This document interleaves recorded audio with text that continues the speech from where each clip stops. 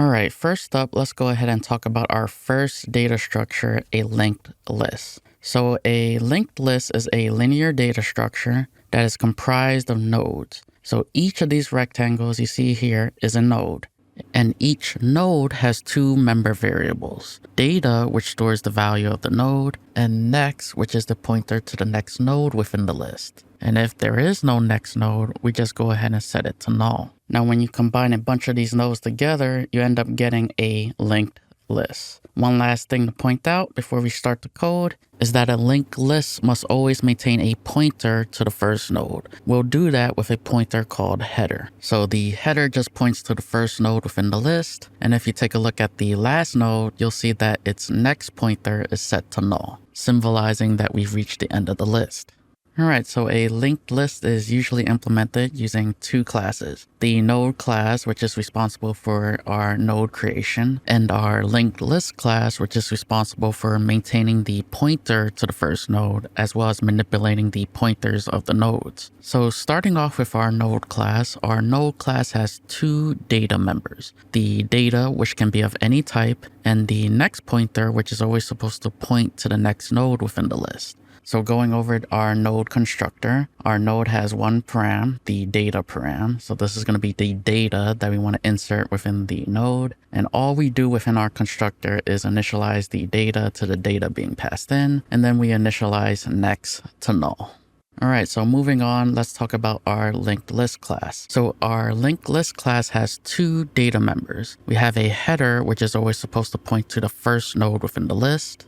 And we also have the size, which is supposed to keep track of the number of nodes within the list. Going over the constructor is pretty simple. We just initialize the header to null, and then we initialize size to 0. And this is because initially our linked list is going to be empty. Alright, so moving on, I want to talk about how we can go about adding to our list. So we're going to start off with our prepend function. So our prepend function simply adds to the front of the list. So it has a data param, the data that we wish to insert in front of the list. And let's say we have an empty list. And let's say that I want to prepend 1, for example. First step, we go ahead and create the node that we wish to insert in front of the list. And then we go ahead and save the pointer to the current first node. In this case, our list is empty, so it's just going to be null. And then finally, we go ahead and set header to n. And since we successfully inserted within the list, go ahead and increment the size. Executing again. This time, let's go ahead and prepend 2, for example. First, create the node that we wish to insert, save the pointer to the current first node within the list, and then we can go ahead and have our header point to the new first node within the list. And since we successfully inserted within the list, we go ahead and increment the size. So that's our prepend function. Let's go ahead and talk about our append function. So our append function is just like our prepend function, except that instead of adding to the front of the list, we're going to add to the back of the list. So same function signature as our prepend function. We have our data param, the data that we wish to insert, and there are two cases we should consider when implementing our append function. In either case, the first step is to always create the node that we wish to insert. So let's say I want to append 5, for example. So going over case 1 first. What happens when the list is empty? Well, in that case, you just test to see if the header is null. If it is, the list is empty. So just set the header to point to n. And then we can go ahead and increment the size. Now let's go over when the list isn't empty. In the case where the list isn't empty, we're going to have to traverse to the last node within the list. So start at the head of our list, and we want to keep advancing to the next node until we've reached the last node. So executing our while loop. Is current arrow x not equal to null? It is. So we advance to the next node. Executing again. Is current arrow x not equal to null? It is. So we advance to the next. And we keep repeating this process until we reach the last node within the list. And all that's left to do is go ahead and add the newly created node to the end of the list. And then we can go ahead and increment the size. Alright, so we know how to insert within the front and back of the list, but how can we go about inserting between the first and last node within the list? So let's start to talk about our insertAt function. So our insertAt function has two params, the data that we wish to insert and the index of where you want to insert the node. So our insertAt function has a couple of cases we should consider. What happens if the index we want to insert at is out of bounds? So the index is considered out of bounds if the index is less than 0, so if it's a negative index, or if the index is greater than the size. So if this is the case, we just print that the index is out of bounds and we just return from the function. If that is not the case, these two upcoming cases should sound familiar. So what happens if I want to insert at index 0? Well, index 0 sounds a lot like adding to the front of the list. So we just go ahead and invoke our prepend function. Now what happens if I want to insert at size? Well, let's just take a look at the diagram. So if size is the same as index, it looks like you want to insert at the end of the list. So we already covered that example, so we just go ahead and invoke our append function. But now what happens if I want to insert somewhere between the beginning and end of our list? So using the same diagram, and let's say that I want to insert 5 at index 2. Well, first step, we go ahead and create the node that we wish to insert. We then need to traverse the list, this time maintaining 2 pointers, a pointer to the current node that we're at, as well as a pointer to the previous node. Next, we'll initialize our counter that we'll use to track what node that we're on. So just our standard loop, we want to keep going up until we reach the position where we want to insert. So first, we save the current pointer, we then advance the current pointer to the next node, and then we increment the count. Executing again, save the current pointer, advance current to point to the next node, and then we increment the count.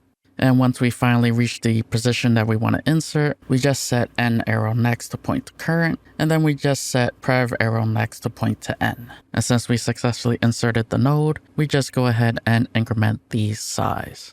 Alright, so now let's move on to our remove function. So our remove function is pretty simple. We have our data param, the data that we wish to delete, and there are a couple of cases that we should consider. So the first case, what happens if the list is empty? Well, we've covered this like 1,000 times by now. If the header is null, that means the list is empty, so we just go ahead and return. There's nothing for us to delete. Now what happens if the data that we wish to delete happens to be the first node within the list? So the data at our header is equal to the data we wish to delete. We just save the pointer to the current first node. We then advance our header to point to the next node within the list. After that, don't forget that we have to delete the old first node to save some memory, and then we could go ahead and decrement the size. Now dealing with the third case, which is what happens if I want to delete anywhere else within the list. So let's say that I want to delete the last node, for example. So we're going to have to traverse the list, keeping track of 2 pointers, a pointer to the current node that we're at, as well as a pointer to the previous node.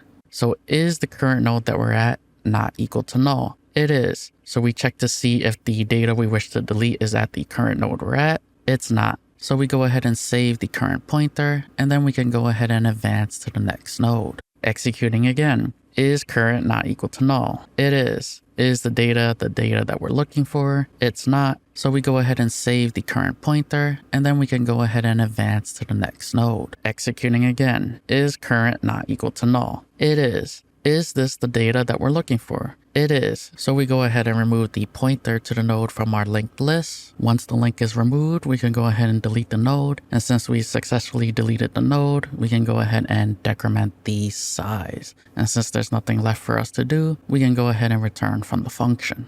Alright, so that pretty much sums up our remove function. Now let's talk about printing our list. So printing our list is pretty straightforward. If the list is empty, there's nothing for us to print, so we just go ahead and print that the list is empty, and we just return from the function. Otherwise, if it is not the case, it's time to traverse the list. We first start at the head of the list, and we want to keep going until we reach the end of the list. So is the current node null?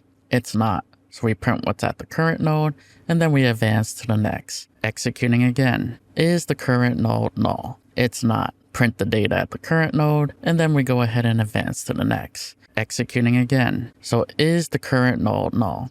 It's not. So we print what's at the current node, and then we advance to the next. Executing again. Is the current node null? It's not. Print the data at the current node, and then we go ahead and advance to the next. Executing again. Is current not equal to null? In this case, this fails, so we get kicked out of the loop. And all that's left to do is go ahead and print null.